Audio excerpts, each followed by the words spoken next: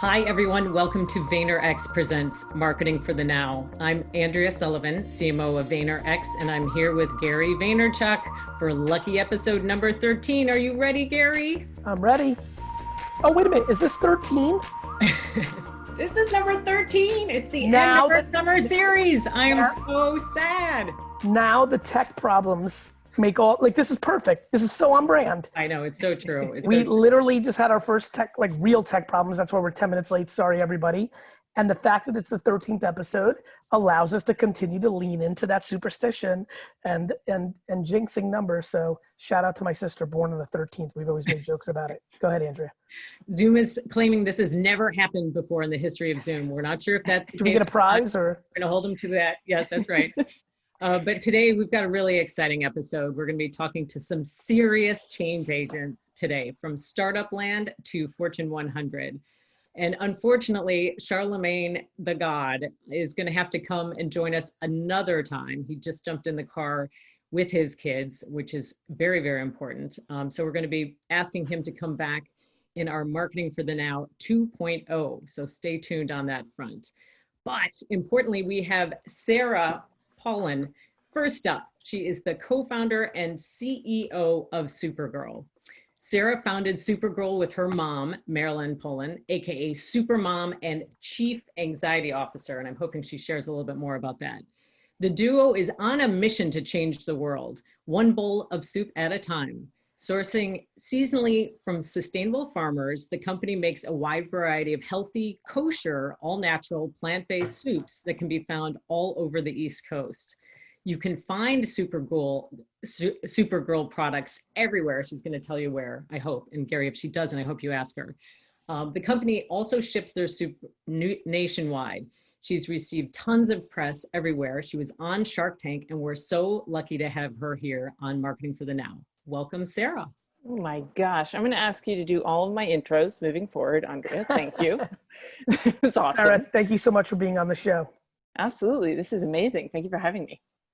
So why don't we get some more context? Obviously, Andrea touched some of the top line headlines, but for 2 or 3 minutes, create some context on how the business was started. You know, the mom and daughter dynamic is really rad, and any other anecdotal aspects, and then I'll go into the change agent part, like some of the innovation, things of that nature. Yeah. I started the business back in 2008. I'm trying not to get super close to the screen. On a mission to change the world, one bowl of soup at a time. And originally, you know, we were very fortunate in that we were kind of hitting these like buzzwords before other people were, like local and sustainable. Back in 2008, we were kind of a little ahead of the curve with that. And we were also delivering to people's homes and offices before that was like a thing. And so people were really responsive. And so what did that mean at the time? It meant like marching down to the farmer's market and getting to know these farmers and like cooking soup with the ingredients that we saw at the market. And then we grew and we added retail locations. And then in 2015, we entered Whole Foods, and then we entered Costco, and the momentum kept building. And now, you know, fast forward to 2020, we had to shut down one of our retail locations, but we have a really robust D2C business. And then we're also in Whole Foods and Costco and Wegmans and Lidl. And we're just, are there no more DTC? I mean, excuse me, no more retail locations, or you have some? We shut down one, and then the kind of our original flagship location is now the hub of our local distribution program, meaning like all over DC, Maryland, and Virginia. Yep.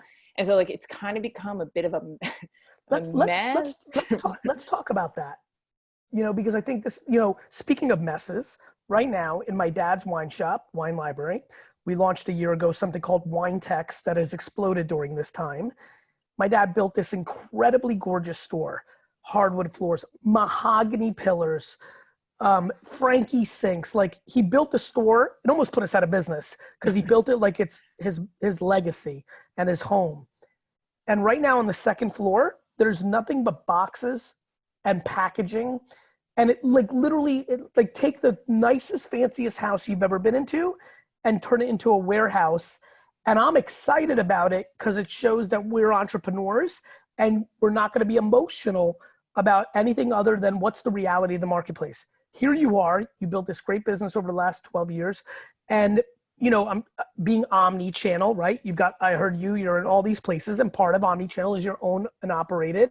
I'm sure 6 years ago, if you and I are talking over dinner, you're like, and maybe, or hopefully we'll have 100 stores that we own and operate, or franchise, whatever you were thinking. But sure enough, neither of us nor anybody predicts a pandemic. I even like the way you said, it's kind of a mess, like leaning into what is actually going on versus your ideology. Back to change agents, back to being obsessed with this being a valuable show for the people that are watching. What have you learned about yourself through that process of shutting those 2 stores down, in essence? Like, what have we learned there? You know, it's a great question. And I think in March 2020, we had to look at what did it mean to change the world one bowl of soup at a time. I had to really evaluate what are the values upon which we founded this business. And, you know, everyone's fleeing. Everyone is going home, locking themselves in. And I'm asking my team to do the opposite of what everyone else is trying to do. And I'm asking my team to go into an air-conditioned facility that wasn't built for social distancing. You know, I'm trying to feed people the healthiest food available. I mean, you know, the connection between health and your susceptibility to this disease is pretty extreme. And we really had to do like a really deep dive into our values. And to be honest, I almost shut down because the stress, asking people to leave their homes, it's insane. It's insane. But I did some soul searching, and a lot of these people, you know, we just doubled down on those values, man. We just like worked on our supply chain, our people respecting their farmers, our team. We test every week. We now have insurance for everybody. We have PPE up the wazoo. We are doing whatever it takes to make sure every stakeholder is protected. And now what I'm doing, Gary, is I'm trying to evaluate, and I got to be honest, I'm in a somewhat Zen state because yesterday was the Jewish Day of Atonement. It was Yom Kippur. And I fasted like crazy. Okay. So when I came out of my dehydrated haze, I was like, what is quality? What are we trying to do here? And I was thinking about, you know, some of my customers used to say, hey, you know, I can't wait for your next sale. I can't. And it was literally like, hey, you know, it was just any excuse like, hey, Simplest Torah's next week. Let's have a sale. Has anyone seen Top Secret? No. Did I just date myself? I know where you are. I don't think everybody did, by the way, but that's what makes jokes like that. Everyone needs to see Top Secret. Just going to throw that out there. But like, we've trained consumers to look for sales and deals. Why can't we train them to demand more from the brands that they support? And I don't want to be telling people, hey, wait for your next 30% off. I want to spend money and work with partners that can help me explain this message, like the Sasha Group, which I adore. I want to explain to the consumer why, no, this is why this costs what it does. Because every stakeholder is cared for, including you.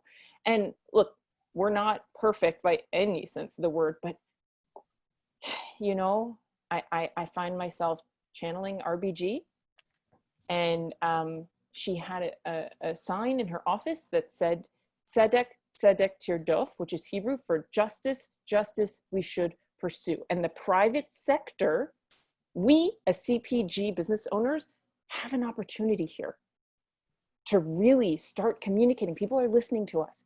We can communicate what it means to be a truly values-focused brand. In the world of COVID, we have an obligation because the wool has been stripped off.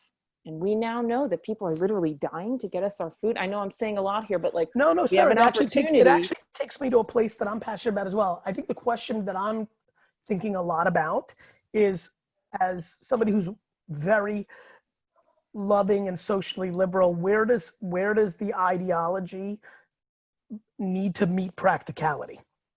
Right? A business. Absolutely. Like, I think about it every day. Like, by the way, you running a business were put in an unbelievable, I am convinced that you and I, as non-business owners, hearing that business sent people into work to deliver soup and wine, would have something to say versus actually sitting in that seat. I think the great challenge of today is to find the balance of left and right in our companies, and definitely in our society, in a time where everyone is pulling further apart. This is the greatest time to not judge and shame and cancel each 100%. other, but everyone's doing that, right? In business, to your point, you don't have the luxury of not finding balance. While 100%. you are channeling RBJ and being who you are and the vibes you're giving me right now, you still made people come in to deliver soup because you'd be out of business. Hence me spending a absurd amount of time grinding my teeth and in the fetal position.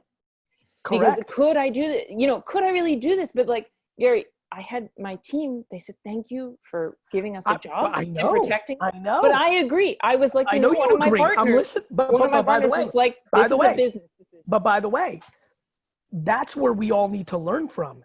The same people that said to you, thank you for doing this, give me a job, are the same people that a lot of people in New York and LA demonize on Twitter. Like, we're just overly judging, and everything has to get back to the middle. The ecosystem, and that's leadership, has created separation. I think the job of business, to your point, and I agree, and I have compounded kind of accountability because I'm a front-facing human on a big platform with a business. But I think balance is what's required right now.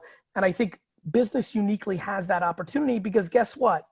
All those people that boycotted Facebook, they did it because they thought it was going to be good for their business. And when they found out it wasn't, they're all coming back to Facebook because they realize customers don't care about that. So what do customers care about? Themselves. Okay. But don't people want to feel like, yes. Look, it's so real quick right now. Wait, real quick, Sarah, I think you're on a great point there. Let's finish that. Yeah. People want to feel what they want to feel, not what you think they want to feel. Amen.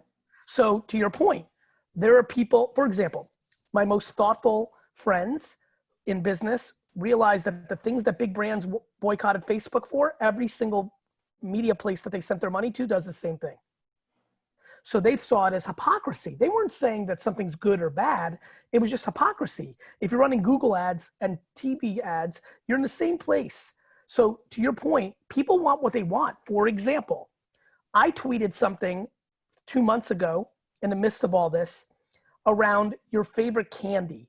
I, as a human and the people on the other side, I felt in my chemicals that I just needed escapism from the heaviness.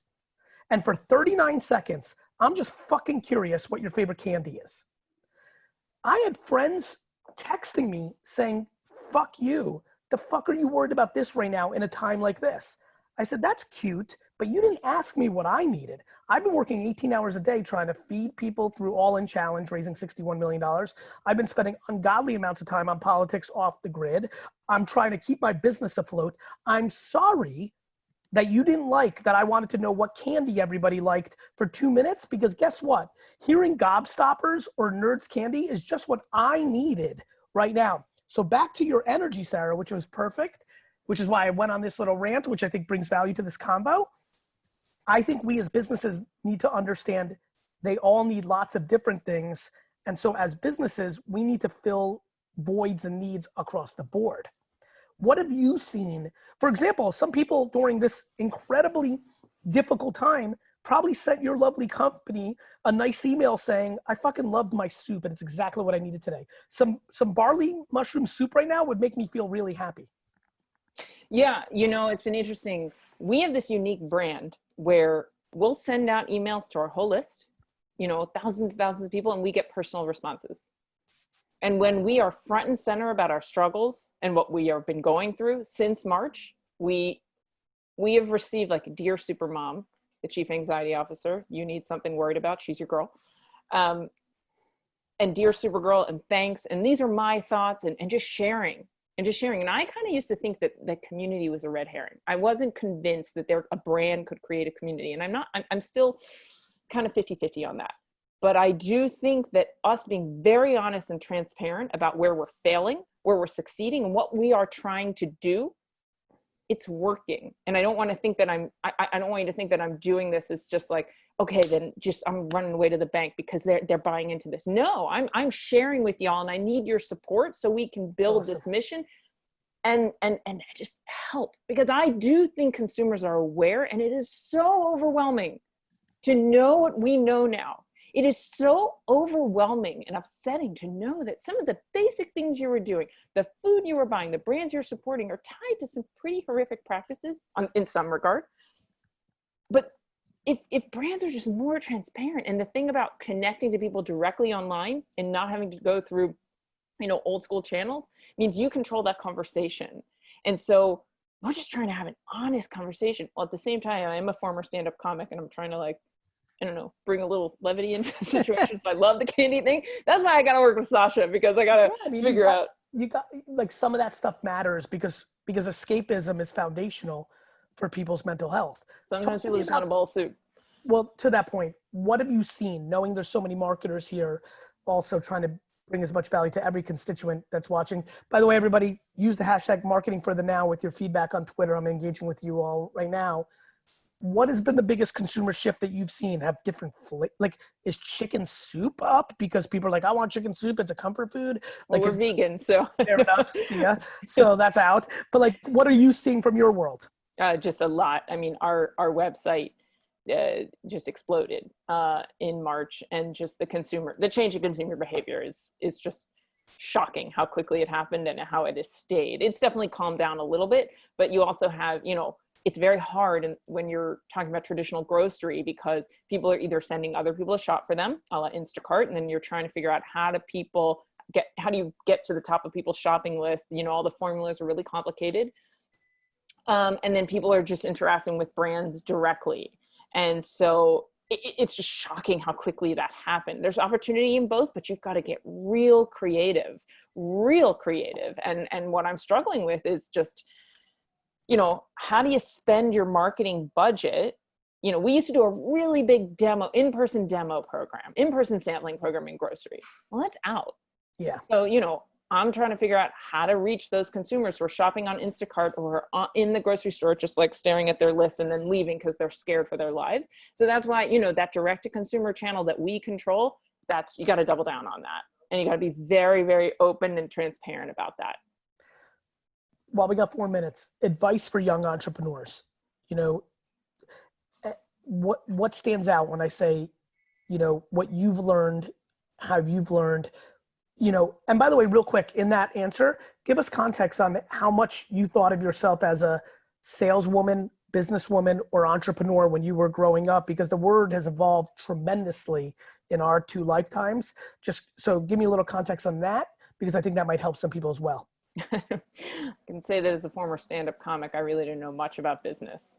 But what I did know is that I wanted to make good. I wanted to do right. I wanted to just dive into this business and figure out how to build a good one, a good in every sense of the word. And I think if you surround yourself with smart people, and you know when to ask for help, especially now, because we're in uncharted territory, no one knows what we're doing.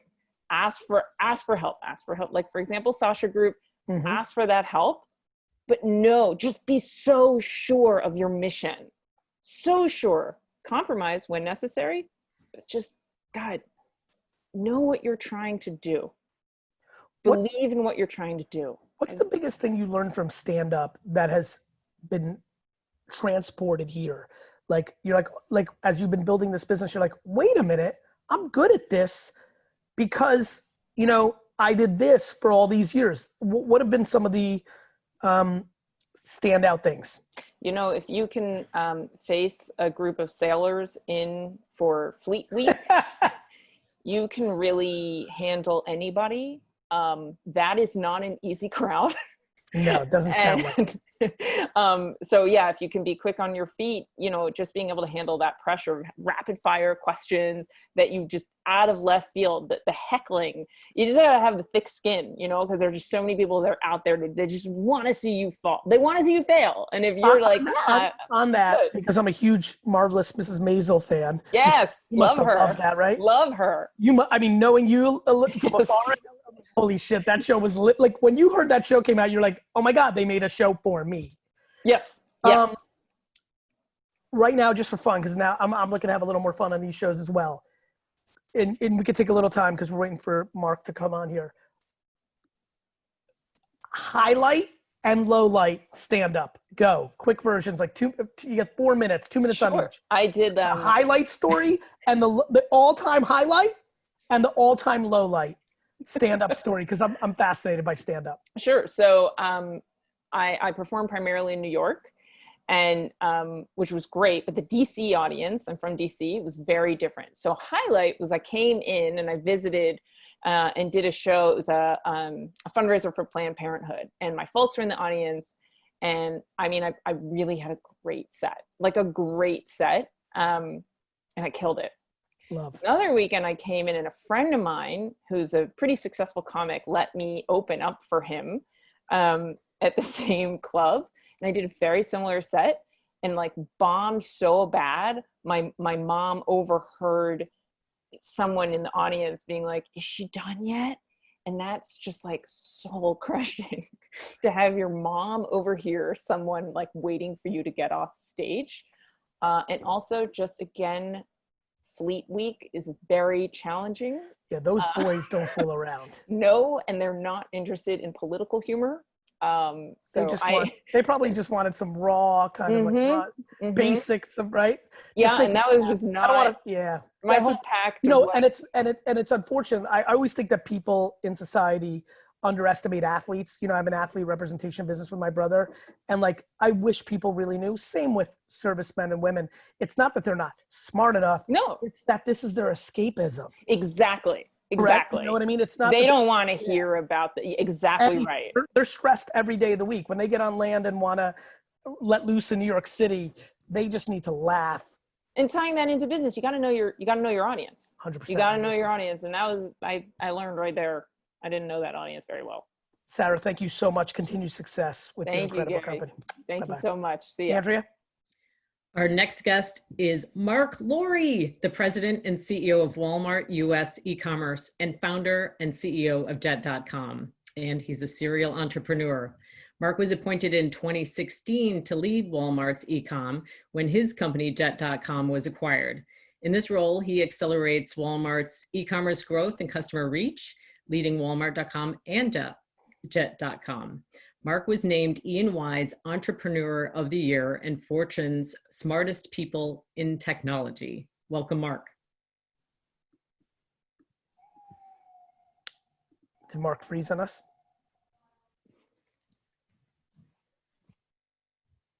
Marc? Yeah, now he moved. Marc, can you hear us? I think Marc might have a bad connection. Oh dear. No worries. Hey, Marc, I'm going to text him. Andrea, while I'm texting with Marc about that, can you give the audience how they can be engaging, what the hashtags are and things of that nature? Yeah, we'd love to get you guys continuing the conversation on Twitter, hashtag marketing for the now. And also, if you've missed any of our episodes from before, check us out. We've got all the episodes recorded and they're up on VaynerX.com. You can see any of the individual interviews or the episodes in their entirety. Andrea, while we're waiting for Marc, you've been, CMO of Vayner now for 2.5, what are we in 2.5 years? Help me here, 2.5? Yeah, just a little over 2.5. It's flown by, Gary. I'm very aware. I'm enjoying it. What stood out for you in these last 6 months, either from what you learned about yourself, and by the way, you know how I like to roll, what maybe you've seen me do differently than you thought I would? Yeah, I think it's been incredible in this time to be able to see the entire company of 900 people be able to basically work from home on a global scale overnight. And to be able to just move with such pace and agility. I think marketing for the now is a great example. If we were trying to, dream this up and make it happen, sort of pre-COVID. Marc, can you hear us? You're on mute. Yep, you're on mute. It seems like you're moving though. So yeah, is that good? Really good. Thank you. Yeah, I went off Wi-Fi. I was having Wi-Fi trouble. Hopefully this works now. So we're feeling solid. First of all, you look great. Are you racing Jerry Rice again? I don't know why you look so handsome. No, you're not seeing down here. The COVID-19 is for real.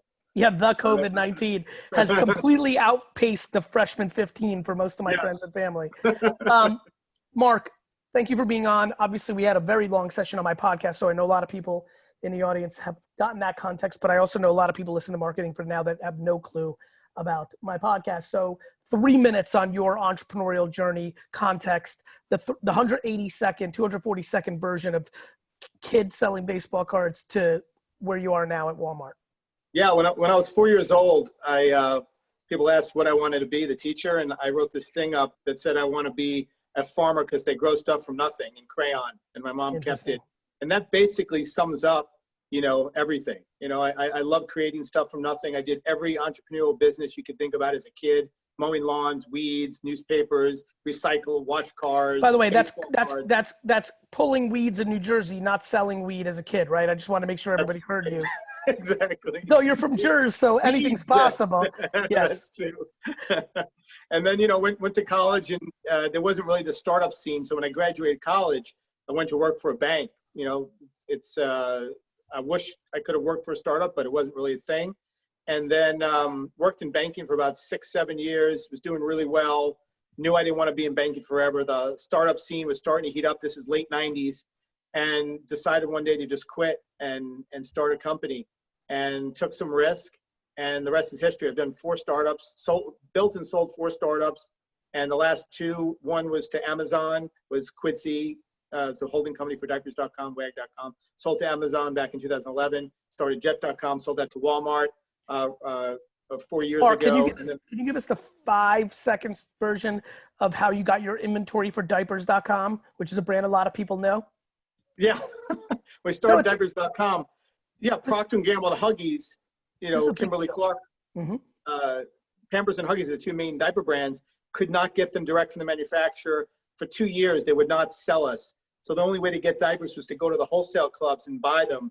And so we would go to the wholesale club, buy them, label them, ship them out. The problem was we lost money on every box of diapers we sold, knowing full well that one day, if we got big enough, the manufacturer would sell us direct.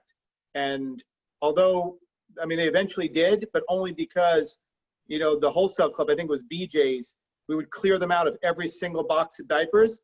And they got so frustrated that they called the manufacturer and said, "Could you please sell these guys direct because they're killing me?" And that's the only reason. And the manufacturers said at the time, "We still don't believe in your business model. We don't believe in selling diapers online, but we'll sell you because BJ's is an important client of ours." And that was the only reason. And, fast forward, 10 years later, Procter & Gamble is basically saying that they think that, why would anybody buy diapers anywhere but online? Why would they go in a store? And so it's very quick turnaround, You sell a company to Amazon, and then you come back almost a decade later and you sell one to Walmart. And my question is, how do you bring your entrepreneurialism to the table in those environments, right? One thing I've been impressed with, so, being a fan of your execution from afar, we didn't know each other during this time, but we were doing our things in Jersey, and I would always kind of root for you because there's so few people who are actually operators. By the way, back to real entrepreneurs versus not, a lot of real entrepreneurs give up when they can't get the inventory because the business plan said you have to buy the product. That's what I admired. So when I saw the jet.com, this is me personally, official, point of view, I was like, okay, what a brilliant, he played the model again. He went to the other place. Is he really going to be able to impact that place? Because unlike the first place, the DNA's matched way more. I'm real curious I'm a fan. The way people watch basketball is the way I watch business. We have Jeff Smith coming up soon, who is also back to that whole ecosystem, an incredible executive at J&J. And as he went into his entrepreneurial world, I care about him as a human and was rooting for him, but also curious to see that kind of athlete who dominated in that one game. How's he going to be? Like, what's he going to learn? What's he going to be good at and not good at? I love that shit. I really was like, ooh, can Walmart ingest that organ? Can that body ingest that organ? And what's going to happen? And will jet.com eventually become walmart.com? Some of these stories have played out. We've never talked about this, even though in the last couple of years we've gotten to know each other. Talk me through being an entrepreneur, operator in such a conglomerate, and what did it play out better than you thought? Like, I'm sure you were judging the body as well.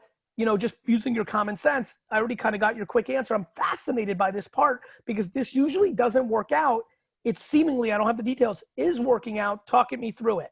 Yeah, no, it's a great lesson for big companies making acquisitions of startups. I think, when we sold the company to Amazon, they were like, hey, you continue to keep doing your thing because that's what you want to do, right? As an entrepreneur, you just want to keep doing your thing. We'll leave you alone. And I think a lot of big companies think that entrepreneurs want to just keep doing their thing and be left alone. That's not necessarily the case. When you have a platform as big as Amazon or as big as Walmart, you want to be able to impact the mothership and really be able to help drive massive change, much bigger than you can do on your own. So in the case of Amazon, they left us alone. They said, keep doing your thing. You guys will be happy just doing your thing, right? And we're like, no, but nothing changed. With Walmart, I had learned that lesson, and talking to Doug McMillon, the CEO at the time, who still is, really started to build the core values of the relationship from the ground up, starting with trust. And we built a lot of trust in a very short period of time. And I told Doug, if you really want Jet and me and the team to help Walmart and help drive change, then we would be up for that. If you just want to buy us and leave us alone and have us do our thing, we're not interested. We've done that already, and I don't want to play that dance again. Exactly. And so when Doug and the board came back and said, hey, we want to give you and your team sort of the keys to e-commerce here at Walmart, we think that you and the team could really help make a big impact here. And I think that was the key. It was as simple as that. It was basically empowering me and the team to go and make change. A little bit more of a hardball question. How do you feel it's going on, quote unquote, closing the gap between Amazon.com and Walmart.com? I mean, I think it's going really well. There's still a big gap there, but if you look at where we were 4 years ago when I joined versus, where we are today, I'm quite proud of the progress the team has made. Where have you advanced more than you anticipated? You're a smart dude. I've really come to admire you. Where have you advanced more than you thought? And where have you fallen short more than you thought if I went into a time machine and had a glass of wine with 48 months ago, Marc? Yeah, I mean, as an entrepreneur, when I say fall short, I had, really big, audacious goals set for ourselves and the team when we came in, shoot for the stars and land on the moon sort of thing. So yeah, I mean, I think it was harder than I expected, even though I expected it to be hard. It's hard. It's hard to move an aircraft carrier and change direction. With that being said, I'm surprised at how much we've been able to innovate inside of a big company. We started this thing called Store Number 8, which is an umbrella for startups that we built inside of Walmart. And we've been able to build a bunch of these startups that are wholly owned by Walmart and then infuse them back in the business. And it was a great lesson. I'd recommend it for any big company. It's really hard to build a startup inside of a business when they're being managed by the operators of the business, because it's two different agendas. That operator cares about short-term results. A startup needs to be like a baby. Those first 3 years, you have to coddle and be patient. Yes, exactly. So if you can carve it out and give it capital and let it act like a startup, and then in a couple of years, when it's got traction, the business then raises their hand and says, yeah, I would love that to be part of my business. And you're like, okay, here you go. Just take the winners. And it's worked out really well. We built some businesses. We infused them back in the business. I think the whole in-home delivery is a great example, delivering directly into people's refrigerators.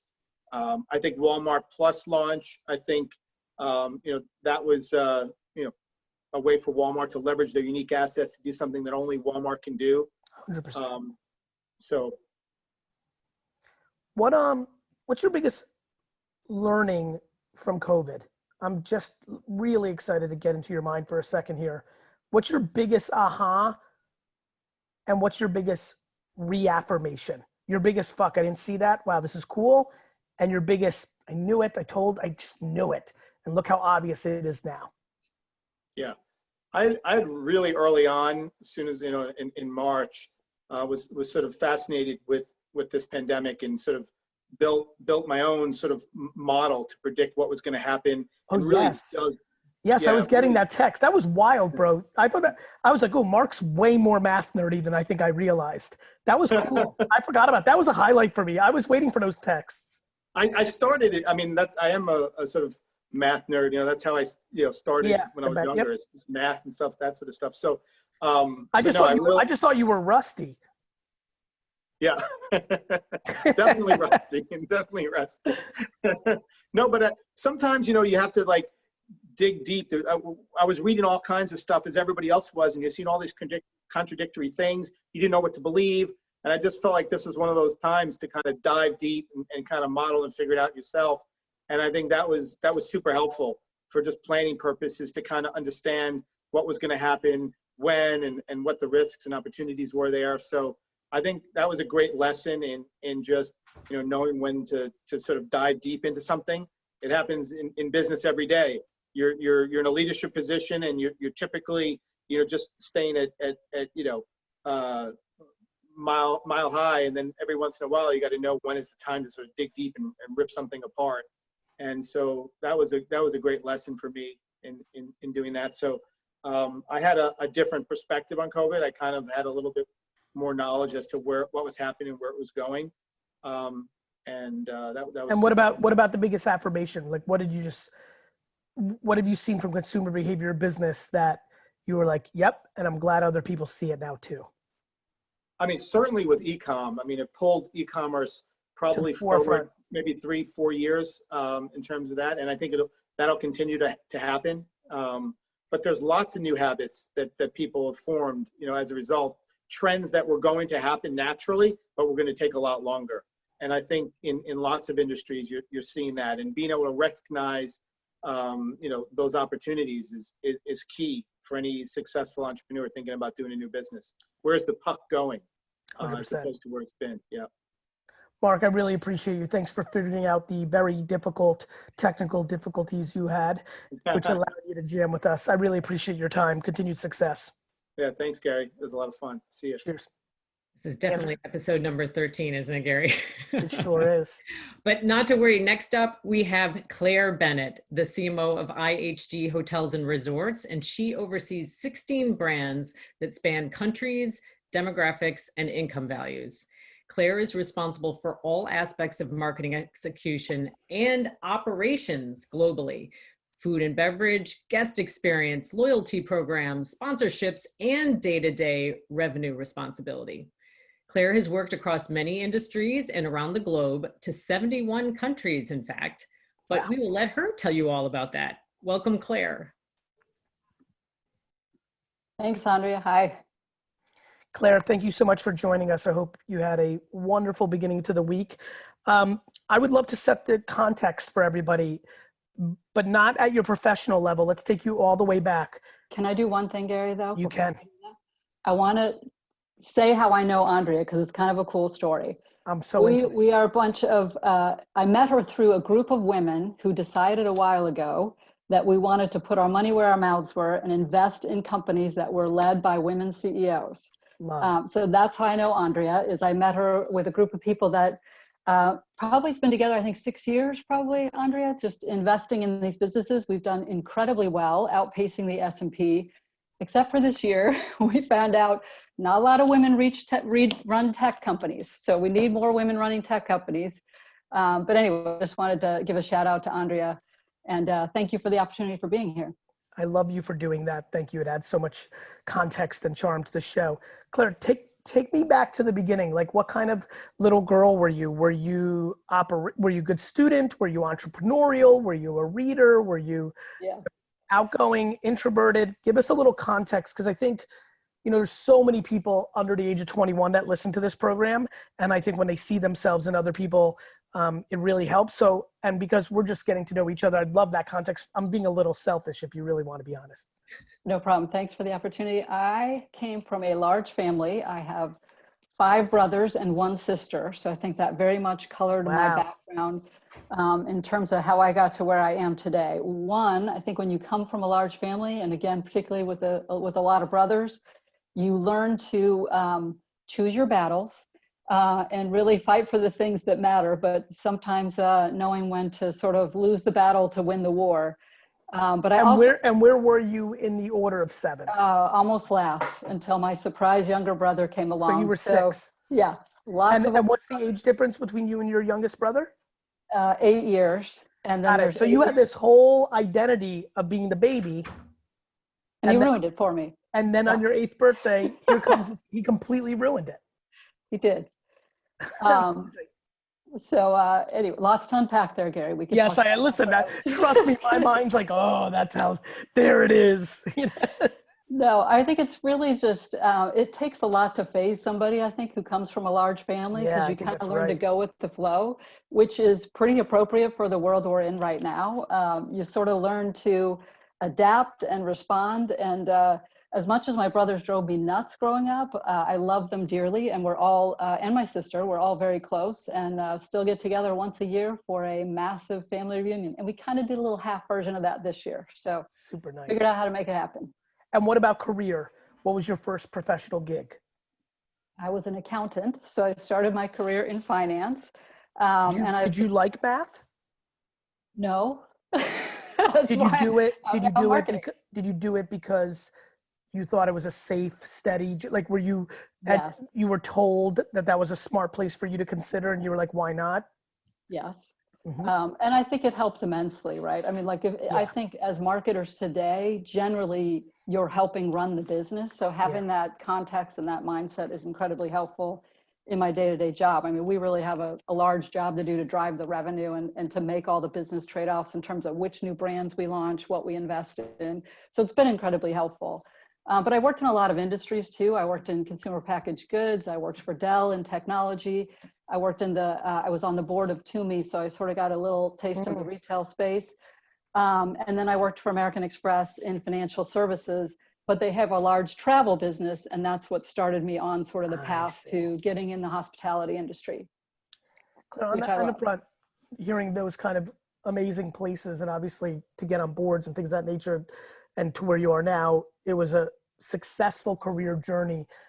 Another thing that, just listening to you, that I think could really help some people, talk to me about the best boss or mentor or rabbi or bodyguard, who stood, when I say to you, who really stood out in these big companies?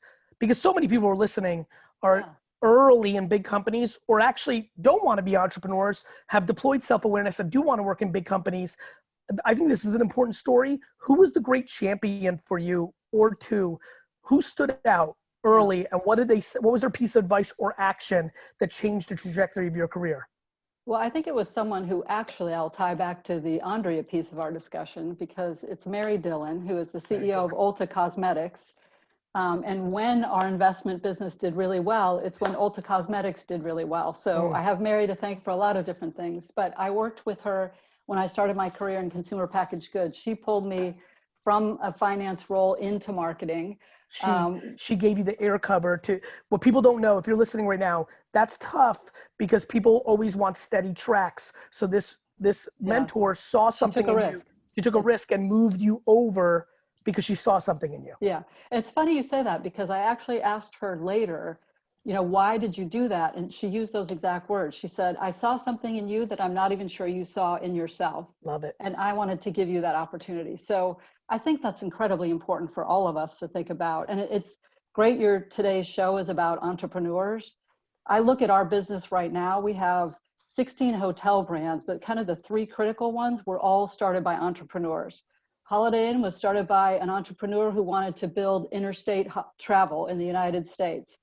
Kimpton Hotels was the boutique business, and Bill Kimpton built that to grow that. And then our Intercontinental Brands was an entrepreneur, Juan Trippe, who started Pan Am Airlines and wanted to build intercontinental travel. So all these people, you look at like their path, how they started something small that became part of something really big. So for those entrepreneurs on the phone, that's kind of cool to think about, how your path is just a beginning of what could be. It's funny, living as an entrepreneur and being in corporate land and thinking about so many people in here. And, for example, the gentleman that's following you, I've mentioned him once, I've mentioned him again, because I look for Jeff Smiths.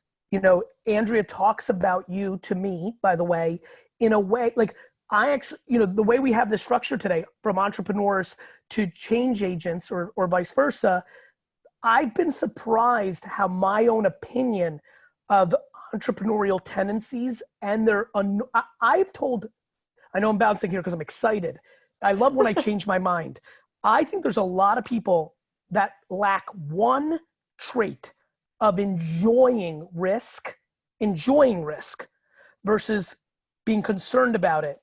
But they have every other tendency of an entrepreneur. And I now encourage them to feel very excited going into companies because their skill set has an incredible opportunity for flourishing in that environment. Absolutely. Because I think if they're thoughtful to not put themselves in a very risky spot politically, the person that understands not to take too much political risk, but enough risk to innovate and help bring value to the business has an unbelievable path within corporate environments. And so, I think to your point, I think that the person that has that level of creativity, there's just a very clear path now for me for certain people that can win in an enormous way in corporate environments if they tap into both capabilities. And I would say this crisis that we're in, all the behaviors that we're using in our big company are things that entrepreneurs just do innately. We're doing stand-ups, we're having meetings, on the spot. We're not using decks. We're making quick judgment calls based on the data we know.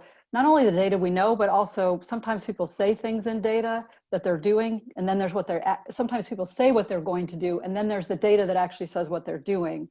But being able to move and respond to that at the speed that entrepreneurs are used to, I think is very similar to if I look at all the behaviors our company implemented in this time period, it's all those things that you've talked about with your entrepreneurs. And being a stand-up comedian doesn't hurt. Like being funny in a corporation, especially when things are incredibly stressful, that's good. By the way, not always good to follow a stand-up comedian. That's not fair enough. What are you seeing out there, Claire? Like what's an interesting insight from luxury to mainstream pivoting during this time? Yeah. Consumer driven data is probably a place you can talk to given your Amex, and like I can see the connection points. When I throw those kind of three things at you, what would you like to touch on our time here? Well, I think it's moving at a pace that we've never seen before, right? And so I think about our business, we're in 100 countries, and at any point in time, things were changing, especially early on, things were changing so fast. Remember when we thought masks were bad and then masks were good, and then, how the virus or it's only going to be 2 weeks, and then you realize this might be 2 years. So I think it's just, the data is moving so fast that it requires us to be on top of it every week. So we're meeting every single week and watching what's happening. It does help to be a global company because you see consumers tend to behave similarly, right? As human beings, there's certain things that we behave similarly, and you can kind of see those countries that are ahead of other countries, how behavior starts to turn and what that might mean. And so we're able to kind of look at the whole industry and around the globe and see what's happening. I mean, in China, they are traveling again. I mean, our business there is almost back to what it was before, right? So is that right? Yeah, we're there. So even business travel is happening. What about Europe? Europe it depends, right? So what we're seeing is mainstream business travel, which is sort of drive to locations, has done pretty well in this environment. As we all know, we were trying to get away for the weekend, et cetera. Yep. And our number one objective is keep people safe. When we did that, travel was okay and people were out and about. Resorts have done really well. Those two sort of ends of the spectrum have done really well. It's the middle that I think will continue to, it's that business, large right, because business. a lot of those hotels rely on the conferences that are happening. So that's getting affected. Right. So we've had to think about, we have to look 2 to 3 years out. If that's the environment we're in, how do we pivot with the business we Claire, have? Let me and ask you think a through quick that. question. I'm sorry to interrupt, but I want to get this in before you leave. One thing that I've been thinking a lot about, and your energy just took me there. So I believe in a very consumer-centric communication strategy, right? The big companies that are on this are all, for the most part, top down, right? Strategy from, a strategist, a creative brief, a TVC, or a brand play, and then matching luggage in digital. I'm observing that people learning to be more entrepreneurial, fast, consumer-centric in their operations is starting to create the first meaningful debate. And I'm talking about people that I really know who've been adamantly against me. Like, you are wrong, Gary. You don't get it. You're wrong. Who have now started kind of like, even a couple off the record, like phone numbers and emails I didn't recognize because they don't even want to trace it, or like, hey, you might have been more right than I thought. We learned this about our ops. Is this how you see it in communication? You mean people creating their own companies creating their own No, messaging. no. Literally employees who just don't want to use their corporate email, admitting that their strategy for the communication isn't working, and like off the record having talks with me of like, hey, actually, how do we do digital right? We didn't realize that we could be faster. You might be right. Oh. Maybe we should put out 1,500 pieces of creative at lower cost instead of. That's 100% the way that we've gone. I think that is going to be one of the biggest game changers for the creative industry ever. Like, we had to have people on property do this for us immediately with an iPhone. And that's how we trained thousands of employees around the world on safety and cleanliness. That's how we got in social media to say, hey, this is where it's safe to travel. We've done everything to keep you safe. This is how we got all of our messaging out. It's all social media right now, and it's all created quickly, because by the time you create something, develop creative, you got to. Speed matters. Right? Like, at the time we were going to message something about UK travel, they closed their borders. So we had to throw all that out, start over. You've got to have people on the ground who can do that. And we found people who we didn't know had it in them, and they've done it. And that's been the cool part of this, right? Is like new things get created. So. Andrea, I need at least 2 more hours with this incredible woman. We have to follow the schedule because I'm getting texts like, don't be a jerk, Gary. By the way, Claire, my team has totally figured me out. They can see that I'm getting in the zone with you here, and they're like, uh-oh, we're going to lose him for 15 minutes. So kudos to the team to keep me on schedule. But Andrea, I expect some real time with Claire. Thanks for the opportunity. Thank you so much. Take care. You were right. Thanks, Claire. But not to worry, we've got Jeff up next. Jeff Smith is the co-founder and co-CEO of Paragon Vitamins and co-founder and partner of Ignite Venture Studio. Jeff's entrepreneurial journey launched after he retired from a long career at Johnson & Johnson. Jeff launched Paragon Vitamins, which uses a personalized combination of metabolic testing and an online assessment that detects nutrient imbalances and delivers custom vitamin packs designed just for you. I've actually just signed up. You got to check it out. It's unbelievable. Jeff is also co-founder and managing partner of Ignite Venture Studio and has lots to share about his learnings during COVID. Welcome, Jeff. Thanks, Andrea. Hey, Gary, how are you? Jeff, it's great to see you. I've enjoyed the fact that you've been on the line in the back studio room for several of our guests. So I'm going to start with a different kind of question than I normally do. Jeff, out of all things you just heard for the last hour, because I've been seeing you lurking, anything stand out? Any observations? Like, I just love your mind, and I'm just curious what kind of stuck in the last hour that you were listening, if you were listening, because you might have been working.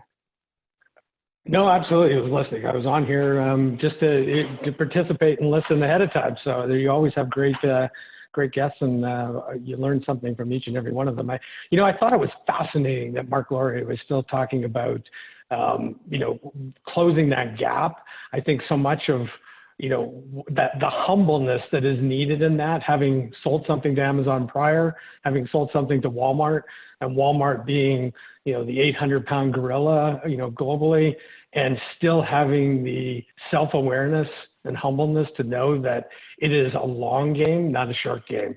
It was fascinating because obviously he's a well-esteemed executive and could blow smoke about how well they're doing, and he's still got that passion and drive in there that made him successful already and will for his future.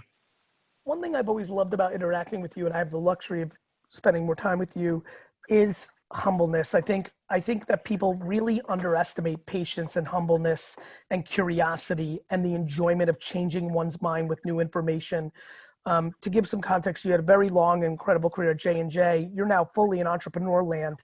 What's the difference in the humility and patience you're deploying in this environment versus that same skill set in a corporate environment? How does it manifest differently going from big monster co, where you had a ton of remit and a lot of responsibility, but things have been established hundreds of years before you got there, versus this baby that you're running now? It's the same thing. How does it manifest differently? Yeah, no, it's a great question. One I get, a lot of people asking from time to time. And, it's funny because the answers you hear oftentimes are not the things that, that bother me or affect me day to day. The things that are true, things like, oh, you'll be able to make decisions faster and there'll be less or better meetings and, more autonomy and more innovation. Yeah, true in some ways, but that's really almost like table stakes in it. I mean, the things that are more interesting are things about, how you have to get it. Like it's not self-driven anymore. It is outcome-driven every single day. In a big, large corporation, you can make decisions in one day and it'd be weeks before that thing comes back around to you. And so you're not really outcome-driven in between. You're just waiting for the machine to kind of pull it along. It's lonely in some ways. I mean, lonely in the context of you're making lots of decisions every single day. You got a small team, but you often feel like, where's my village? The village is like a couple of us, and it's like, those types of things, like moving fast, taking something would take 2 to 3 months and bringing it down to 2 to 3 days is both scary on one hand that nobody tells you about going into, big corporate entrepreneurship, but what makes it so fascinating and challenging to start over. And I really feel like I'm 24 again. Speaking of 24 again, we didn't create this context. So create the context because you're in a business with your daughter. And again, I am. I'm one of them. Yep. And one of the things that I'm trying to do here, I've said it 3 or 4 times, so clearly it's true, is try to hit as many different constituents that are listening. There are a lot of family businesses or a lot of family side hustles going on with the listeners of this show. What have you learned? Obviously a very near and dear, concept to me because it's been my career, family businesses with my dad, with my brother. What have you learned about yourself through being in business with your daughter? And what's been, kind of the highlights and the biggest challenges? Yourself, highlight, low light of this process. Yeah, well, I think first and foremost is how much more successful I could have been if I'd been just as smart and put together as my 29-year-old daughter is. So I was still wasting my time a little bit more back at that point. But, one thing, that we didn't talk about in my background, but, I grew up in sort of small towns across Western Canada, Canadian born and raised, and lost my father at the age of 24 to cancer. And, it just got my career started at Procter & Gamble and, settled into, knew what that did to affect our family in terms of, all the living for the future. And, not being able to sort of grow up with it past that with somebody. And so, prior to retirement, it was my daughter that sort of identified the need in Paragon vitamins because I'd ran into a scientist and somebody who'd been doing exactly what we're doing, but with professional athletes, 47 world records amongst the group of people that are taking our vitamins and had been dealing with it in call it $10,000 plus remits with 10, 12 athletes every year. And my daughter was like, aren't we all everyday athletes? How do we get this available to 100,000 people who are just living busy lives with their families, a lot of work going on with stress, ever communicating, and live the way that they live like an athlete, but with the right, nutritional makeup and getting yourself back into balance to deal with the stresses of our everyday life. And I was like, let's do it. So got them on their way and we're having some fun. What's been the hardest part? Real talk. I cried at least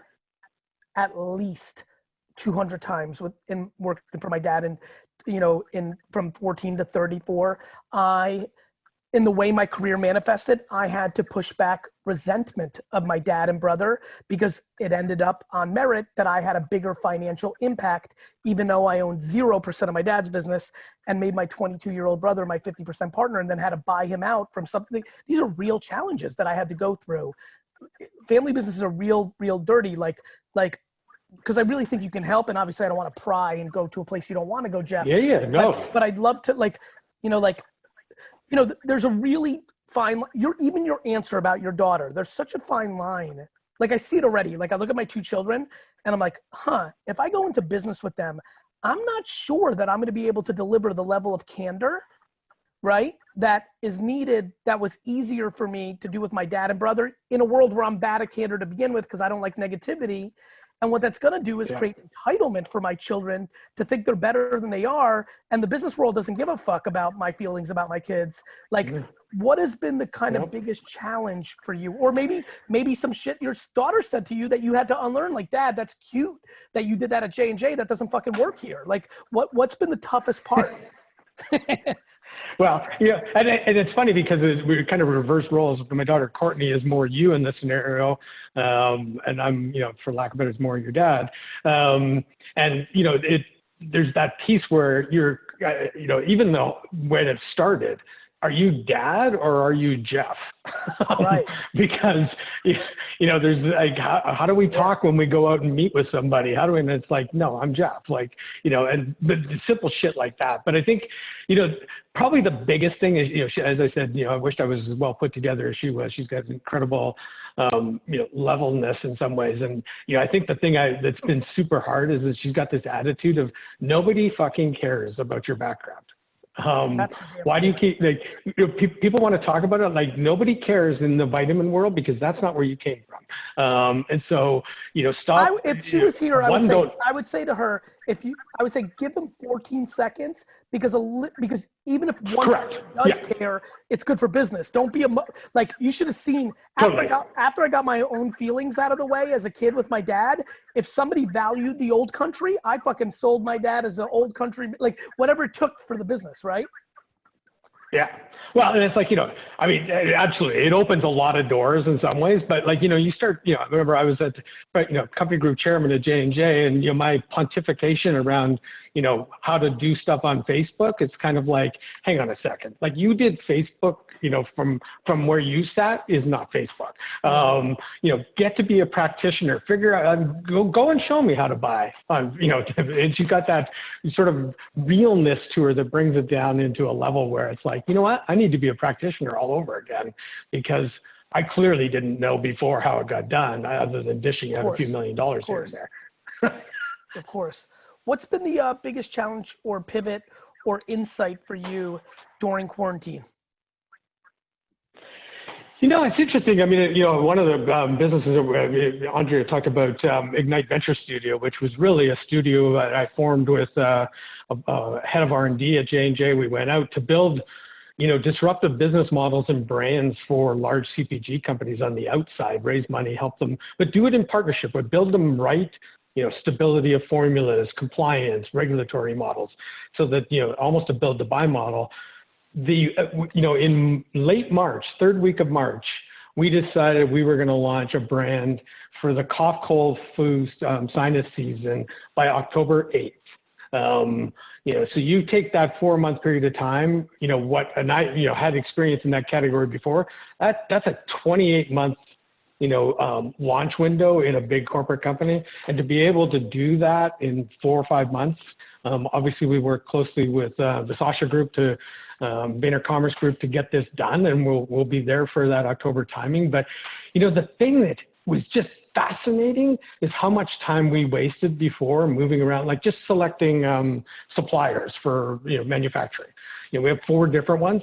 That would have been like at least 2 different weeks of travel, going to Cleveland, going to the West Coast, sitting down, wasting time and energy and, effort. Whereas today, moving through a 4-month window, we were able to have creative sessions, manufacturing sessions, 3PL sessions, website design build, logo design build, all in the same day, and do it so much faster. I mean, I keep saying to myself that I'm going to write a book on how you could literally launch a brand without ever leaving your house, essentially, while you built it with a group of people that you like never met physically before, and get it done and be ready and on time at record levels. I mean, it's just blows you away, right? And we're going to, oh yeah.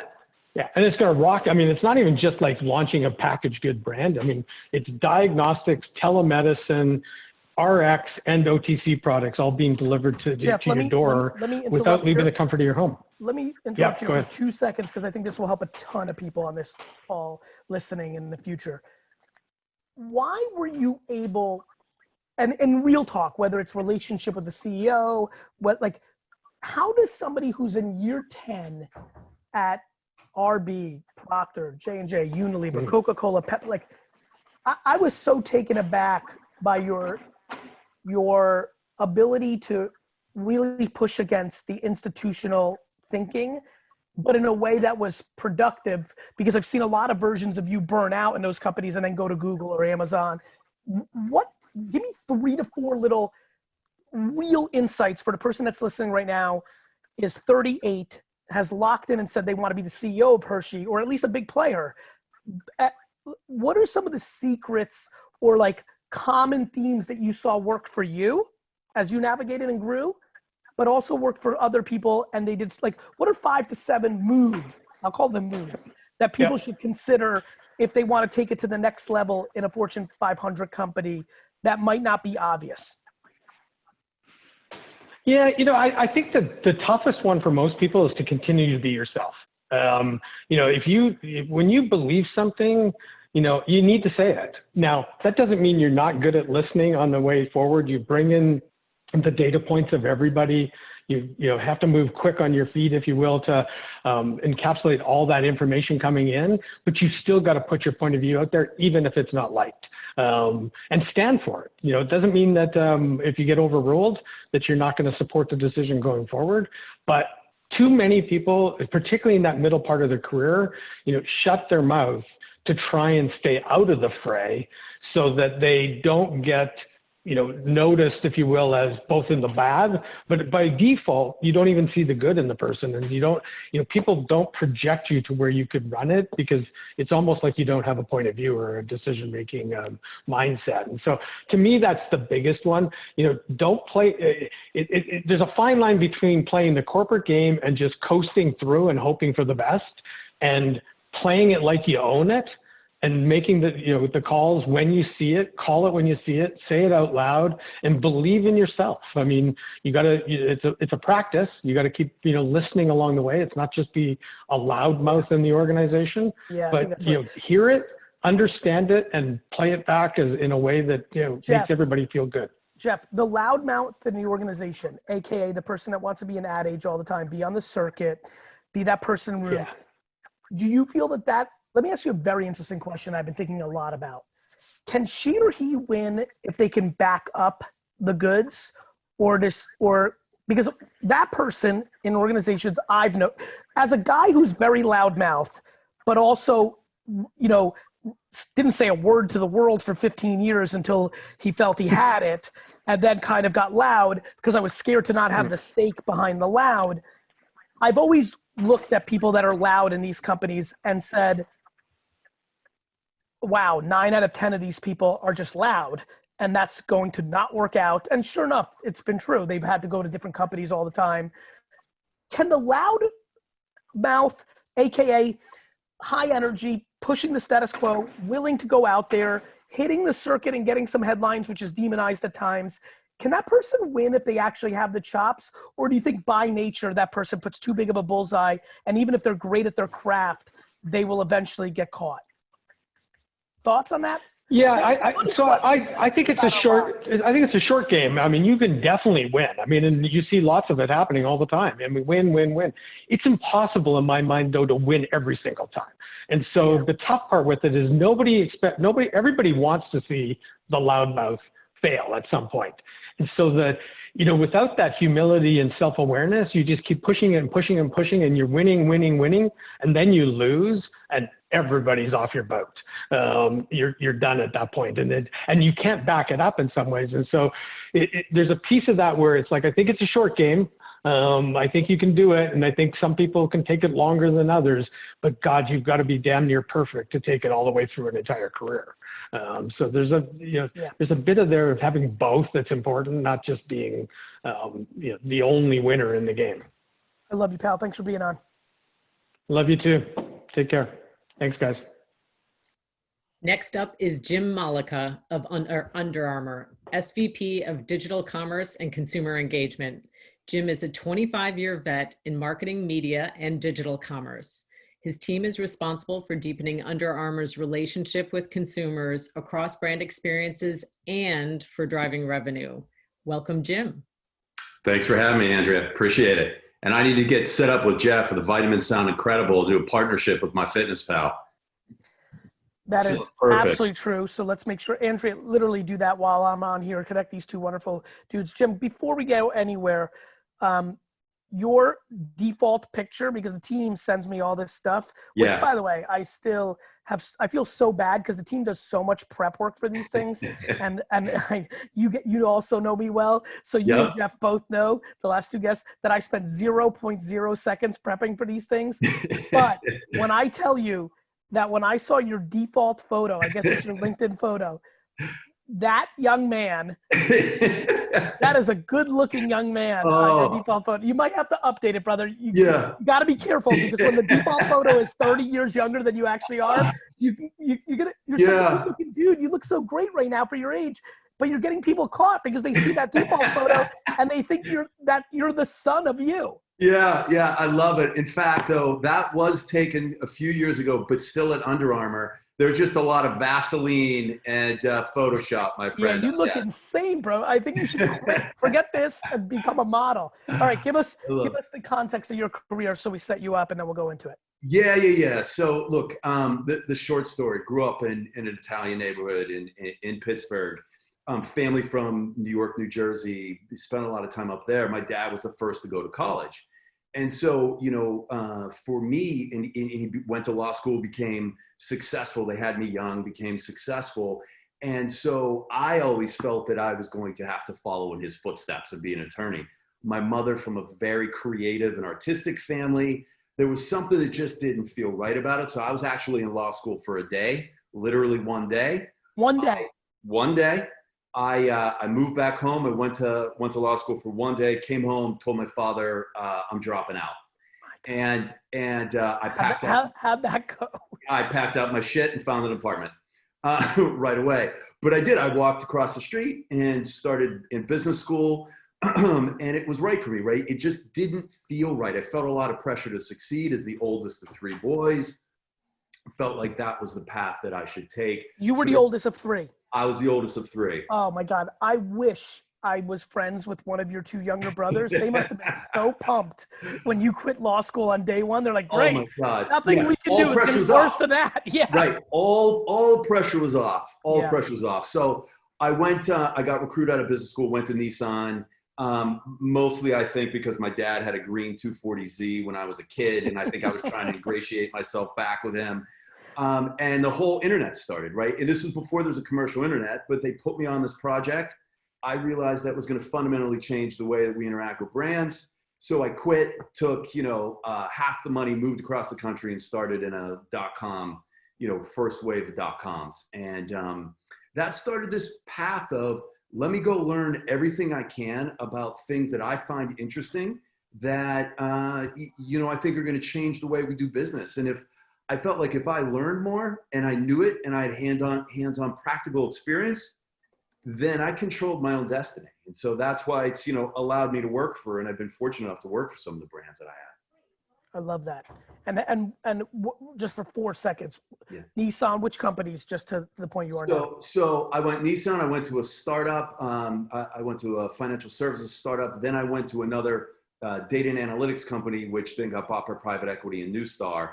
Then Disney, Viacom, which I worked with and for Pam, who you see next, right? Fantastic leader. And then went on to Ralph Lauren and now Under Armour. Something that you and I have talked about in the past is vulnerability as a strength.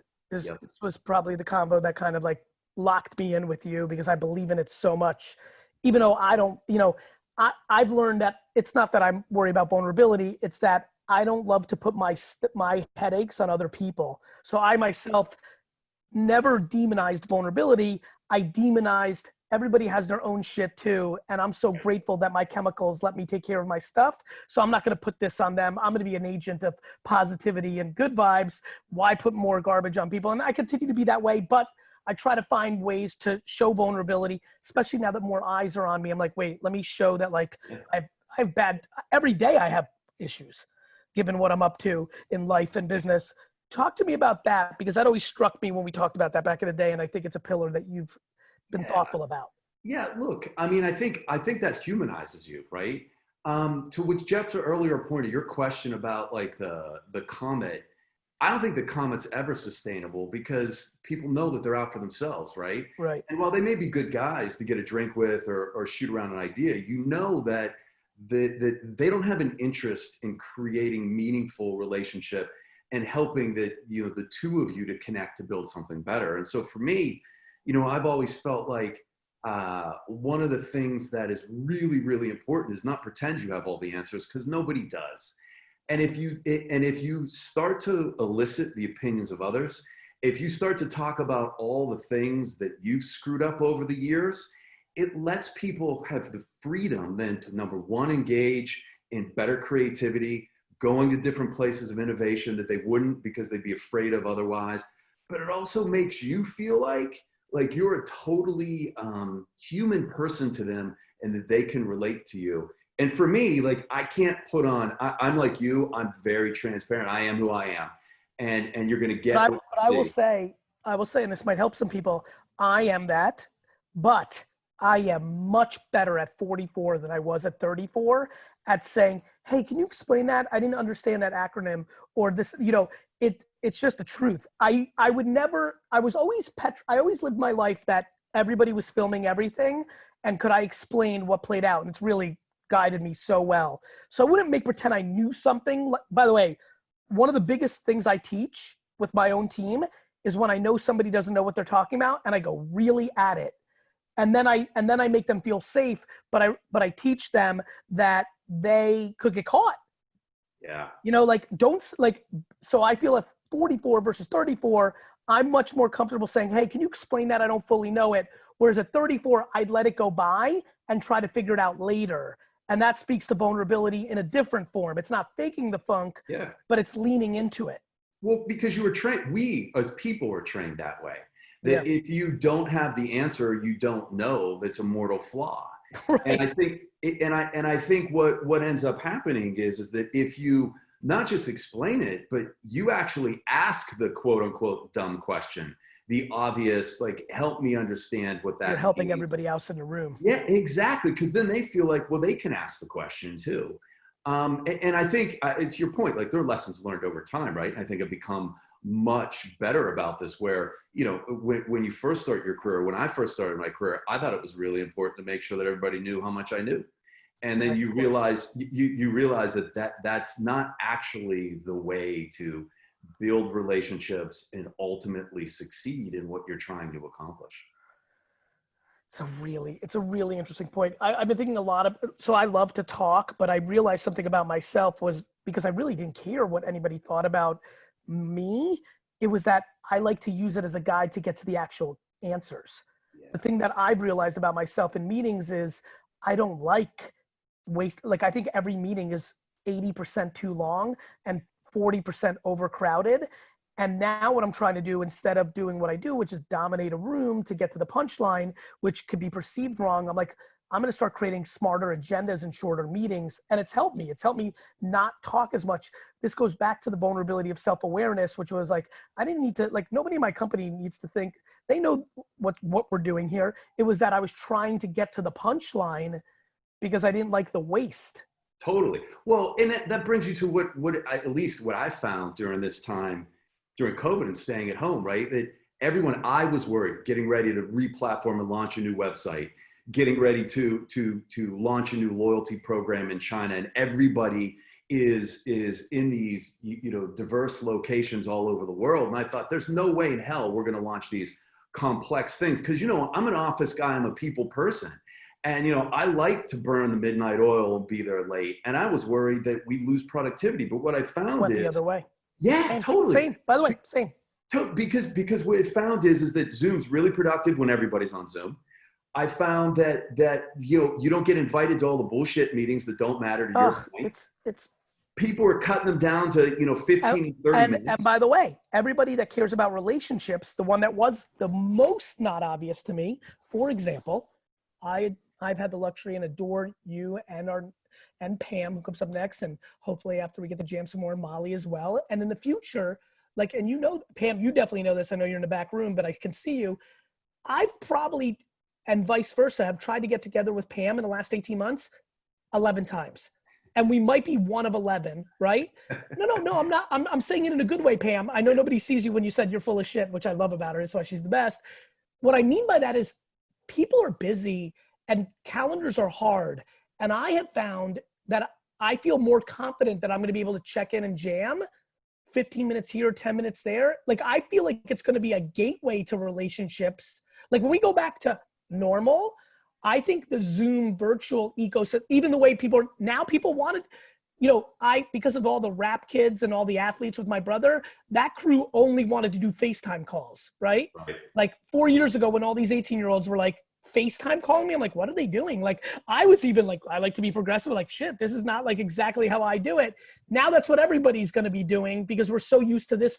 I was on a phone call last week and hung up and said, I'm not doing this. That's how much I didn't like the conference call. I was like, can we please reschedule this? Because the context of the reactions, like Pam's reaction in the back room, like, I need that shit. That's how I breathe. And I know you're that way too, Jim. Yeah, and it's your environment. Look, like the fact that we're in our environments and my dog may come in or my kids are all over here and they may come in and ask me for something. There's a humanity to it, Gary, and it breaks down that wall of we're somebody different between work and here. And your point about understanding and empathizing humans, I think that window into the world has at least it's really, really helped me. Set boundaries, stay recharged. But yeah, love the conversation and you got a killer coming up next. I'm aware of that. Thank you, brother. We had just had a killer. Great seeing you. All right, take care. Great seeing you. Bye-bye.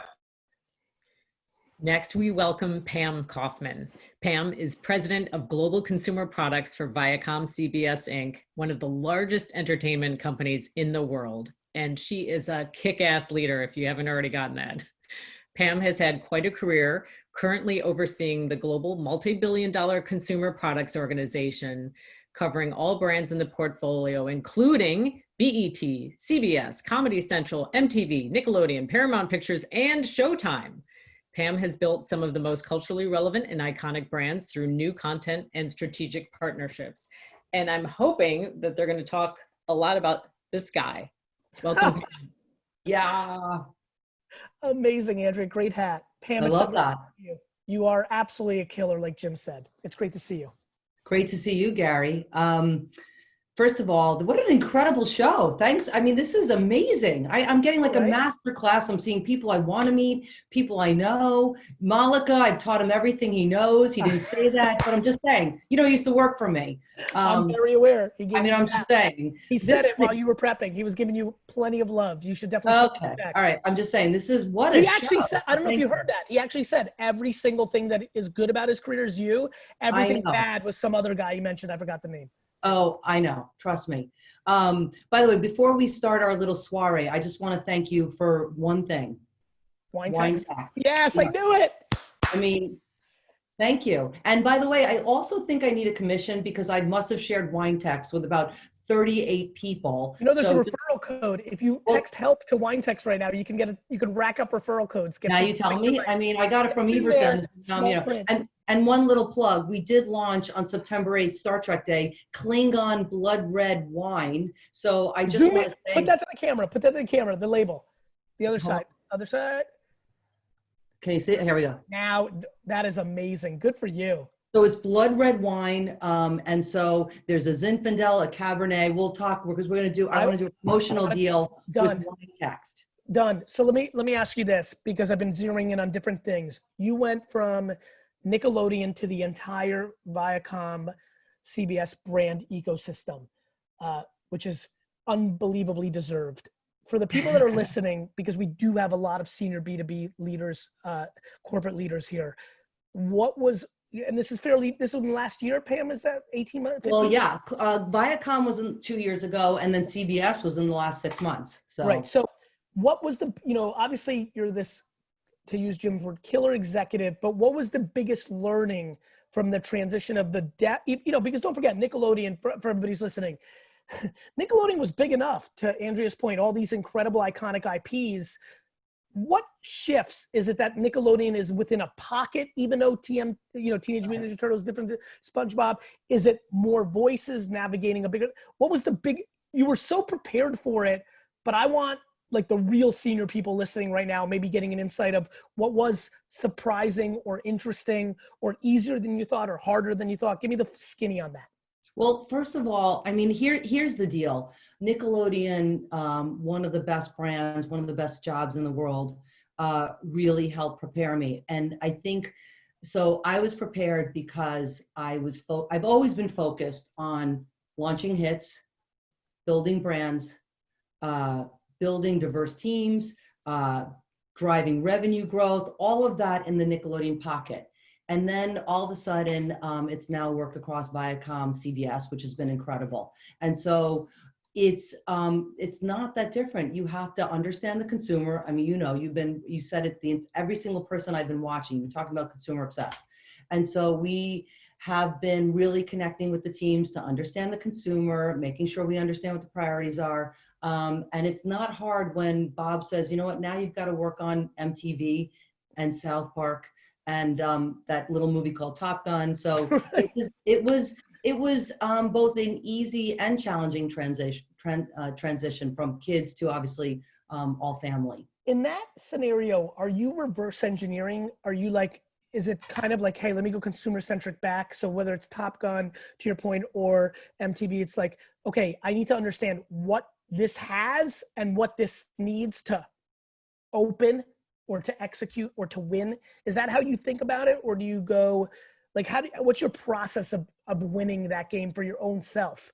I mean, the same thing is it's just really understanding who the fans are and what they want. Because we have to deliver, my job is to deliver product to the super fans. Right. And so if you know who loves what you do, you can deliver what you do to them. And so, South Park is a really interesting example. There's so many fans out there. There's a lot of retail that's, quite frankly, really challenged, doesn't want to carry South Park. It's really racy. So what do? We create our first direct-to-consumer e-commerce shop. Right, so to your point, South Park having teeth, which it does, which is very, very, very different than Teenage Mutant Ninja Turtles, leads to a resale environment, your partners, that is trickier. Oh, very nice. By the way, thank you. VaynerMedia was a very big part of. Thank you. You like that? I'm plugging right back. Thank you. I love you. So VaynerMedia supported the Turtles. So did that make it easy? Like when you think about that, this is what excites me about like building big companies. Ooh, let's use South Park to get our DTC muscle up because we have this issue anyway. So it's going to be important for the IP to sell through this, but we might be able to take those learnings and deploy them against other categories. It's more like it's through the consumer lens. People love South Park.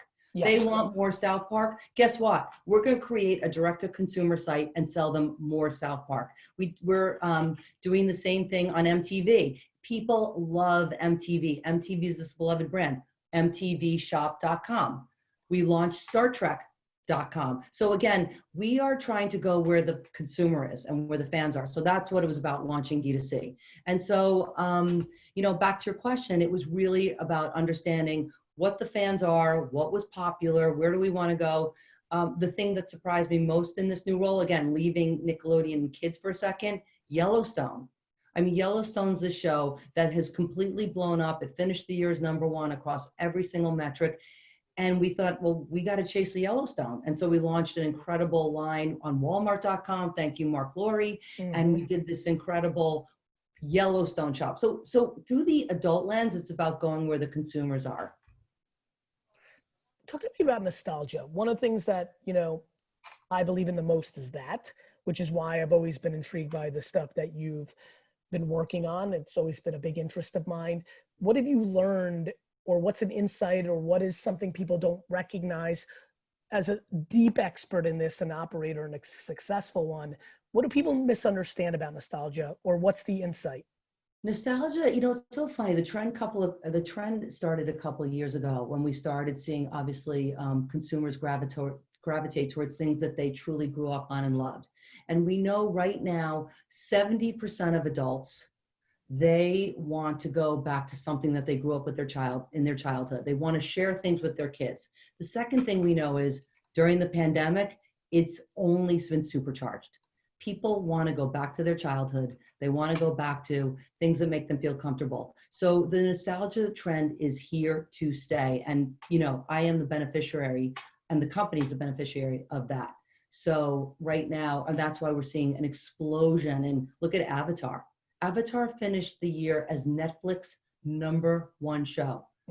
Animated show launched, you know, many years ago on Nickelodeon, finished Netflix year, the #1 show. We've got Star Trek, as I mentioned. Next year's the 55th anniversary. There's 6 different series. There's all new content coming out. People love Star Trek.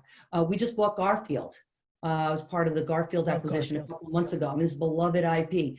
This is things that people want. The Rugrats are coming back. MTV is a global fashion brand. And I'm talking about classic MTV. And I just, you know, I joked about the Turtles, but guess what? This is a beloved IP that people want to wear in all expressions of Turtles. So it's really kind of an incredible moment, and it's being driven by adults. 100%. So because I don't want Andrea to be mad at me, let's talk SpongeBob for a few minutes here, because the hat was such a good pull. Yeah. What's the 411? What's the update? What's happening in that world? How's it going? Well, SpongeBob. So we just celebrated the 20th anniversary of SpongeBob. But sorry, I didn't realize how old I actually was. 20 already for SpongeBob? 20 years. I actually remember where I was. I remember where I was the first time they screened the episode. I was sitting in a conference Actually, Pam, room. let me have a little fun here.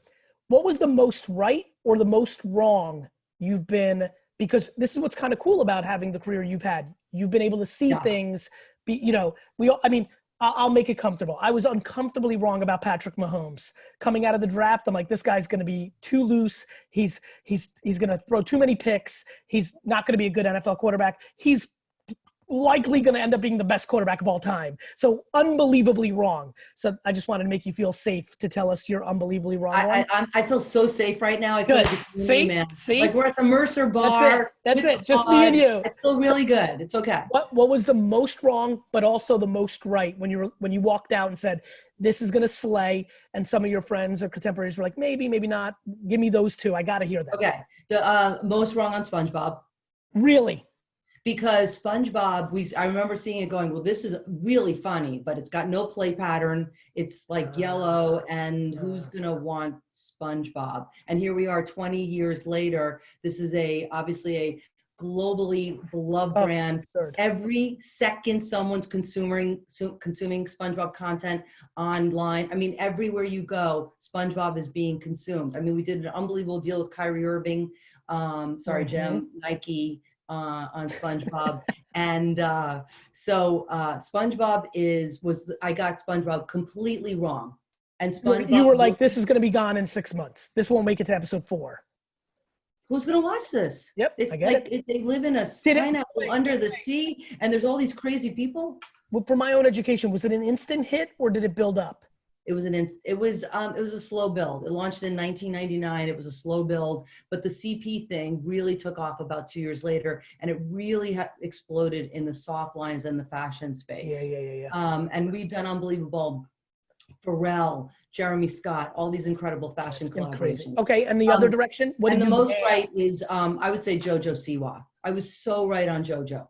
And so JoJo Siwa, met her 4 years ago. She had just got off Dance Moms. We saw a complete need for the tween and teen audience to have an icon, somebody they believed in. We saw influencers coming up, and we met JoJo. She was smart, talented, authentic, and driven, and very focused on anti-bullying. And so we built her into this incredible brand, and she's still going. And actually last week was named Time Magazine's one of the 100 most influential people. Good for you.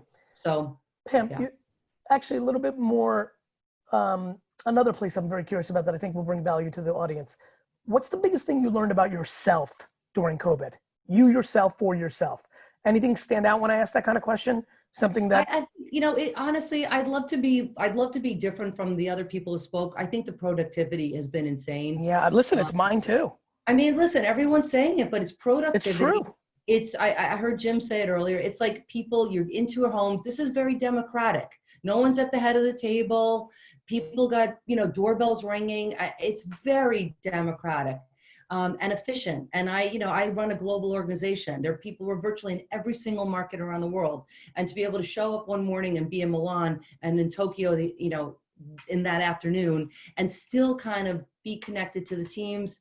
Oh, my leadership for London and Singapore is like in a totally different universe. Right. I feel like I'm always on for them now versus when I go there for 2 or 3 days.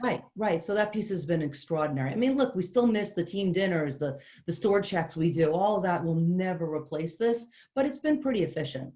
On that note, hot take, back to being wrong or right, how much less travel are you guessing for yourself when we get that post hopefully vaccine, whatever this normal we get? How much? Like, give me a percentage, give me a story.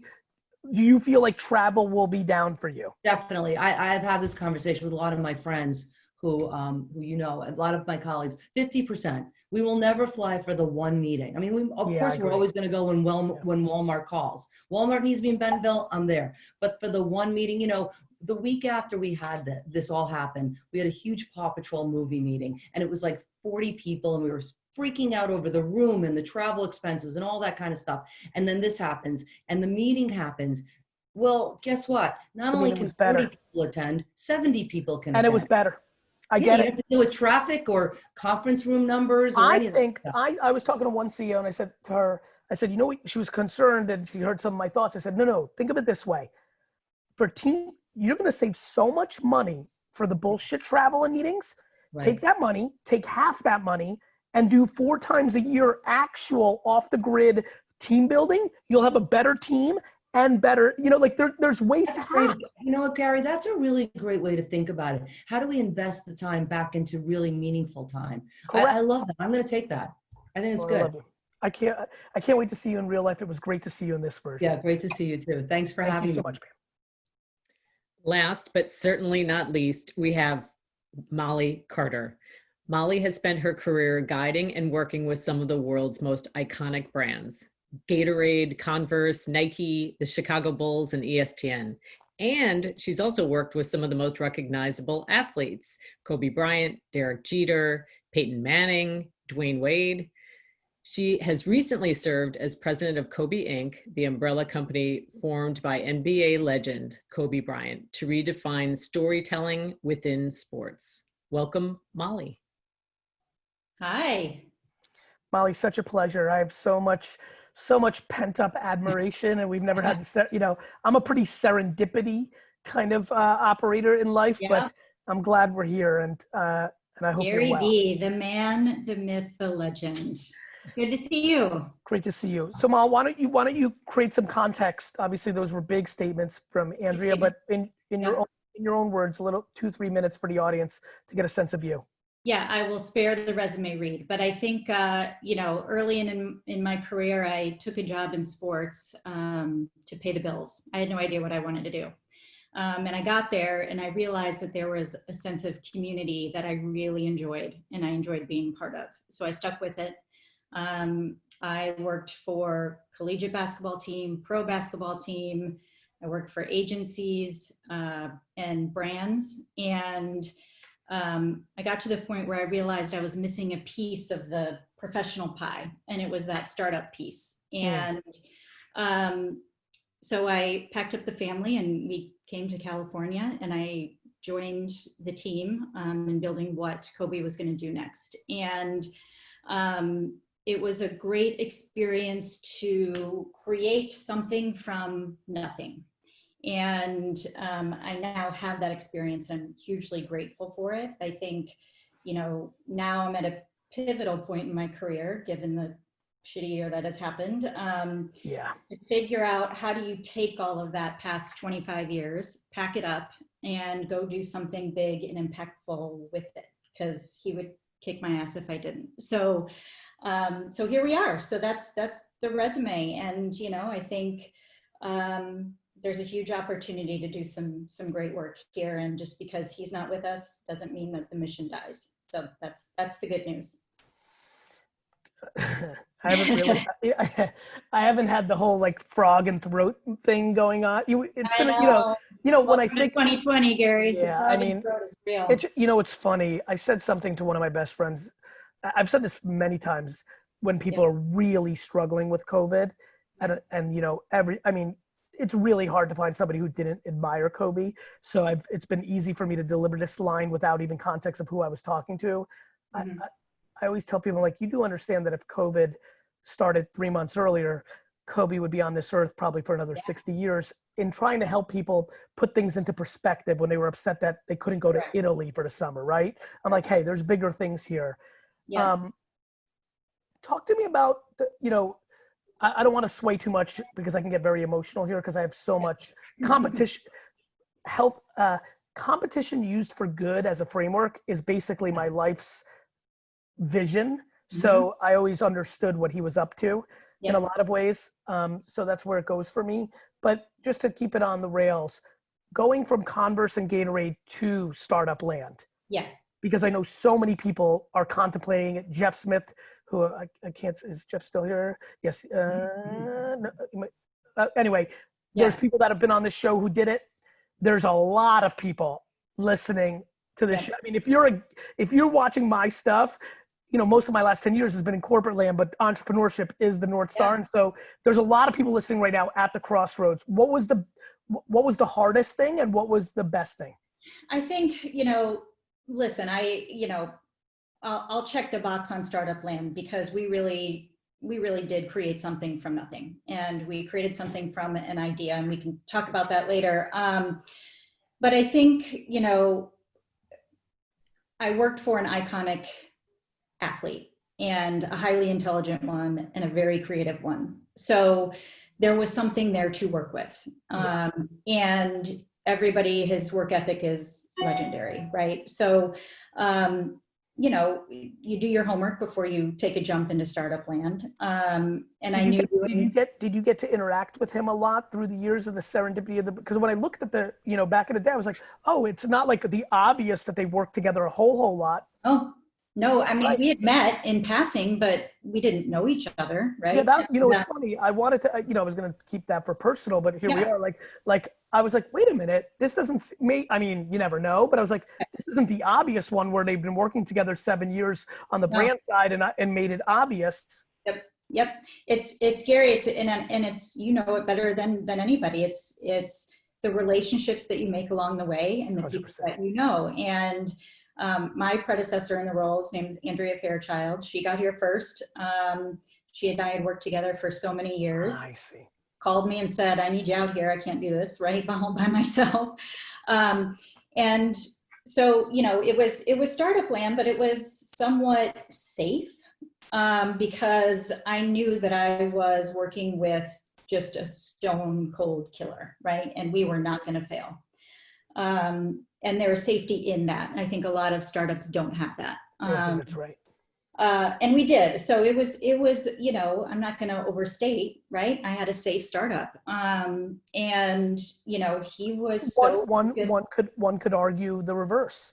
I think you're right. But I think if I'm thinking through the eyes and ears of some of the people that are listening here, you know, I think one of the things, it's really safe to be in Converse and Gatorade land from my point of view, right? Because you can hide. You can hide. Yeah. To your Who point, wants to hide? Come on. It's listen. That's in the way you delivered that. Honestly, I don't know if you can see this.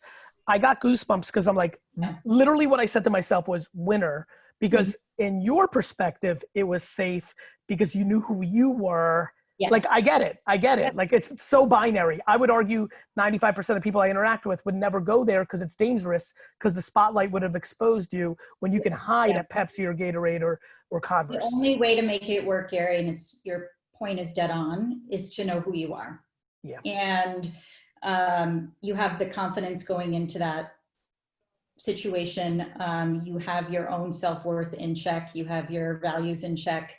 And I was very fortunate to learn at Converse and Gatorade and have those amazing marketing experiences that I otherwise wouldn't have had or felt secure to go jump off this cliff, right? I had taken roles within the Gatorade marketing organization that is tremendous at building marketing leaders. It just is. And the reason Gatorade is so great that way is because I was forced into roles where I had no idea what I was doing.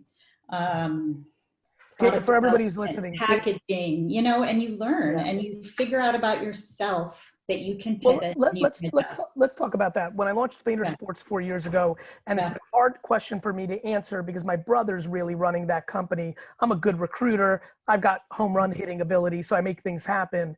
But I get an enormous amount of women hitting me up asking about sports. I'm a woman. It's a very top of mind question for many women getting into sports. Is it an old boys club? Is it bad for me? Am I going to like this or hate this? And I've been to be frank, I've been very humbled by how many ask me, because it makes me feel like, oh good, my reputation is doing a good, they feel it's a safe place. I would argue that this might be one of the best places I can help them with. So I'm going to ask the question. Talk to me about the navigation through the sports industry and those kind of brands as a woman, back to self-awareness. What are the misconceptions? What is, and by the way, we all know this, everything is individual, right? You could have went to a different organization and had the worst boss, so I think with that all understanding, I also know that you can give a macro perspective. What are some of the things to think about? And then it's also 2021. How does that differ in your opinion from 2010? And before that, from the stories you might've heard from your mentors. So would love to speak on that for a few minutes. I mean, hey, listen, I started working in sports 25 years ago. And the landscape was really different. And I think the landscape now is better. We have a long way to go. And, I felt throughout the course of my career, whether I knew it at the time or not, I felt really frustrated, angry, pissed off, annoyed, all those things. But I also saw an opportunity to change things. And I might be the, little white Irish girl that nobody expects to be in sports, but I took pride in that. And I was an unexpected person showing up and connecting well with the athletes and keeping my head down and doing a good job. And I felt like if I could keep doing that in my career and lead by example, maybe the next group coming up has a little bit less frustration, nerves, anxiety. Maybe that question that you get goes away a little bit. And to give a shout out, because I think hate with the evolution of our times has gotten very loud, but I think that love is unfortunately often quiet.